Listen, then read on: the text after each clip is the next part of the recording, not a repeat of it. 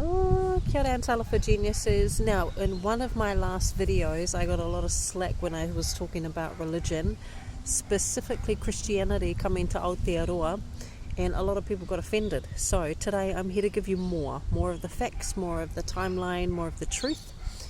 So let's get started in the information. We're going to actually look at the historical records, not just opinions, not just feelings. I want to share with you the dates, the events, and the documented history, because when we talk about spirituality in Aotearoa, it's really important that we start with what actually happened and when it happened. Now, I'm going to repeat myself like I repeated in that video earlier that got people offended.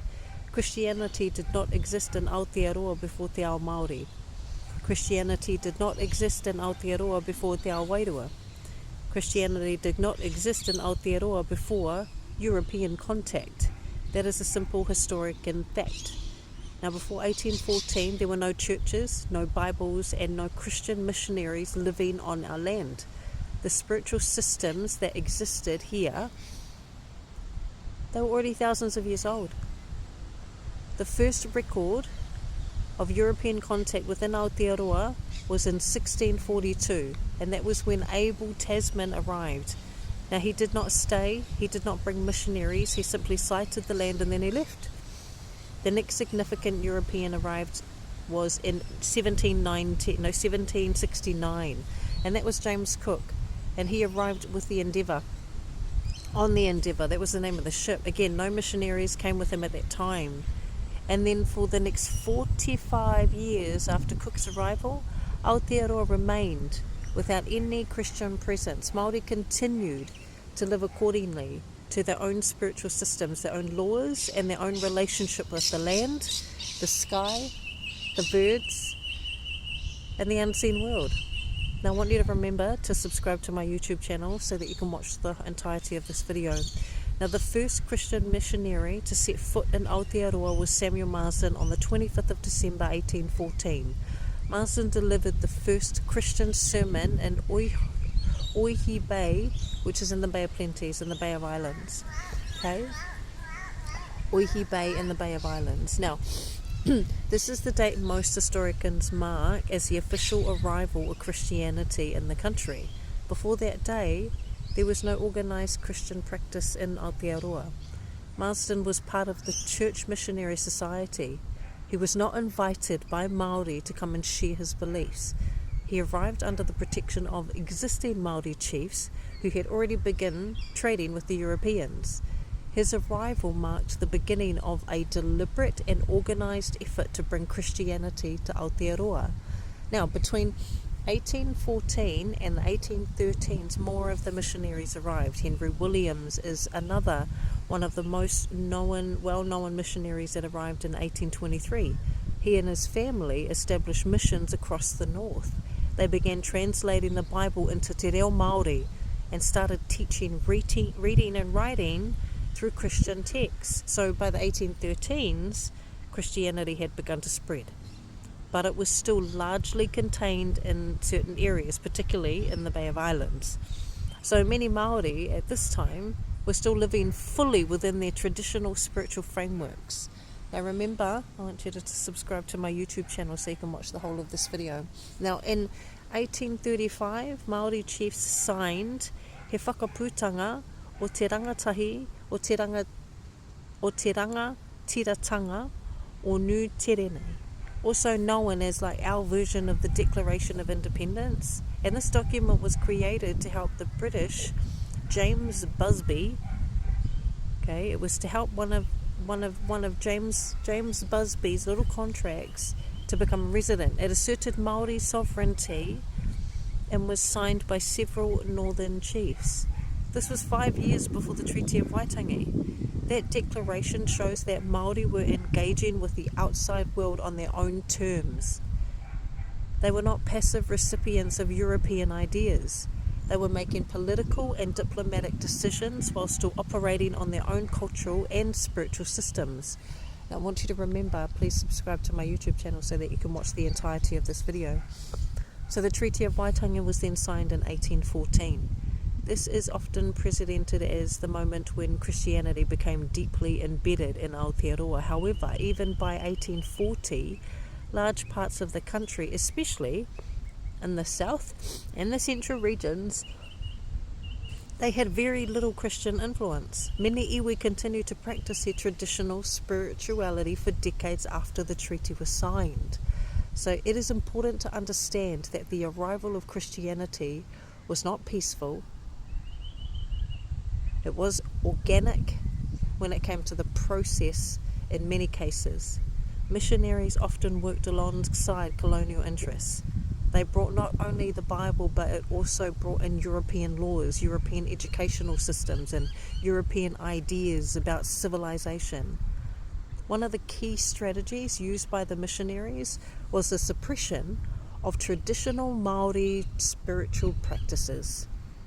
Tohunga were often discouraged or outright banned from practicing, and many traditional rituals, karakia, and healing methods were labelled as witchcraft or superstition, and this created a direct conflict between the old systems and the new religion being introduced. By the 1860s and the 1870s, the Native Schools Act and other government policies further entrenched Christian values into the education system. Children were punished for speaking te reo Māori, and they were taught that their traditional beliefs were inferior and wrong. Now please remember to subscribe to my YouTube channel to watch the whole entirety of this video. It's also documented that some missionaries actively supported the confiscation of Māori land. While not all missionaries were involved in this, there are clear historical records showing that certain mission stations benefited from the land taken during the New Zealand Wars. This created a situation where the same people bringing the message of Christianity were also connected to the loss of our whenua. These are not opinions. These are documented historical events that can be checked through government records, missionary journals, and academic research. So please, remember to subscribe to me on YouTube to watch this whole video. Now, let's be clear about the timeline once more. Te ao Māori and Te ao Wairua existed in Aotearoa for hundreds, if not thousands of years before 1814.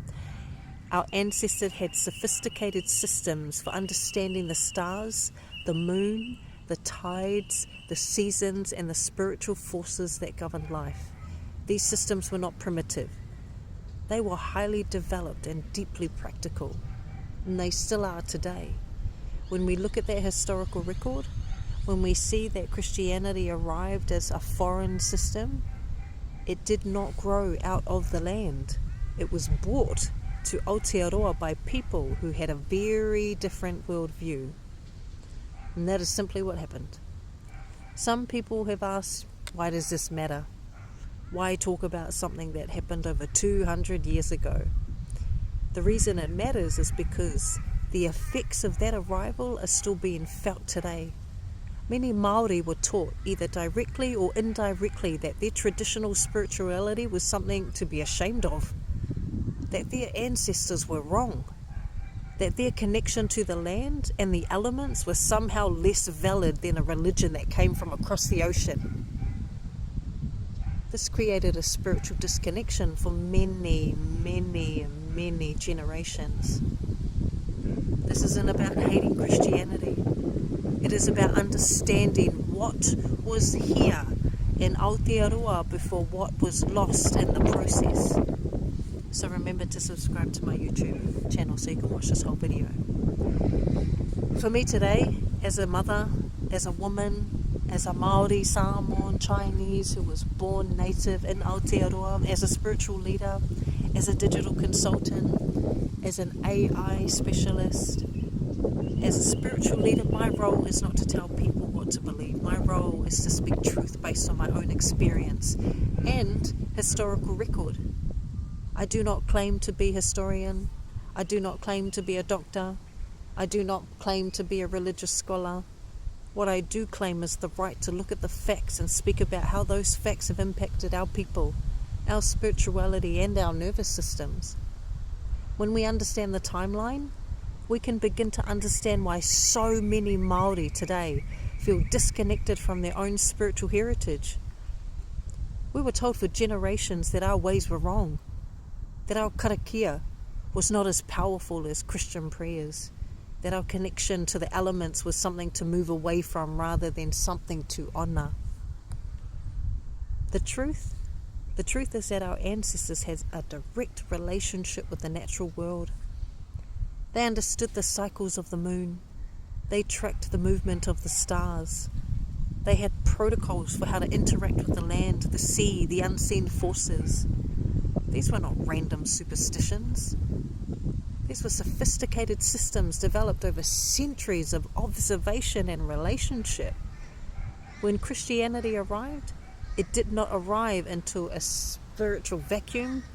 It arrived into a land that already had its own highly developed spiritual framework. That framework was systematically undermined. Please remember to subscribe on YouTube for the whole video. So I want to be very clear about my position. I'm not here to attack people's faith.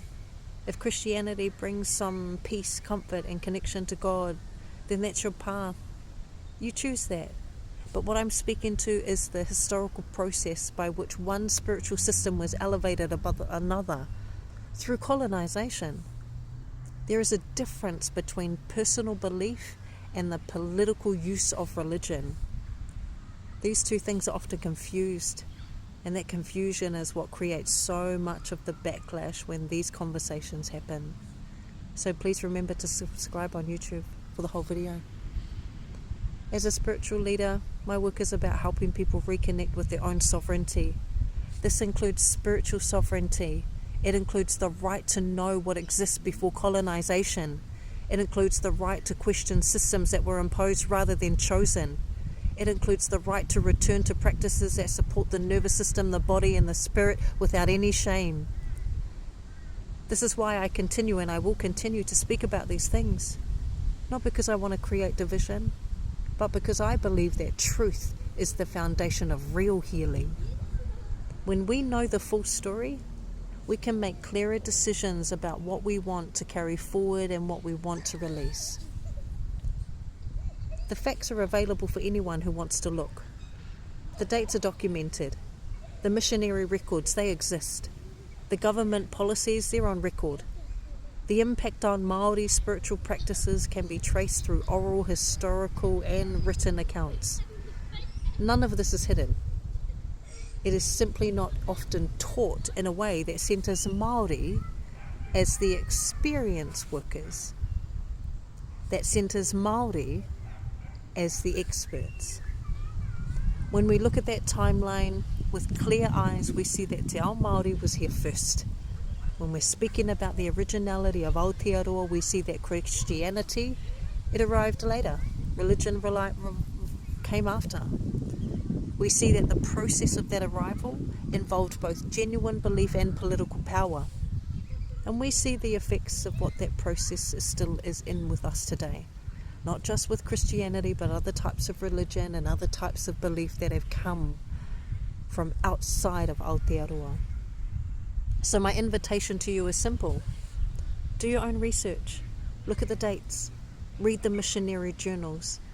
Look at what was happening in Aotearoa before 1814 and what changed after. Form your own conclusions based on evidence rather than emotion and inherent belief. Because when we understand where we have come from, we are better able to decide where we actually want to go. This is the real work of a spiritual leader, not to control what people believe, but to shine a light on what has been hidden so that people can choose for themselves. And remember, subscribe on YouTube for the whole video, okay? If you've watched this far, I want to say thank you. If this conversation resonates with you, I encourage you to stay connected, share this, like this, comment, because there's more to come on this topic. Especially on how we go and how we can begin to reclaim and integrate the spiritual systems that were here long before Christianity or any other religion in Aotearoa. So thank you. Thank you for being here. And I'll see you in the next one. Bye for now.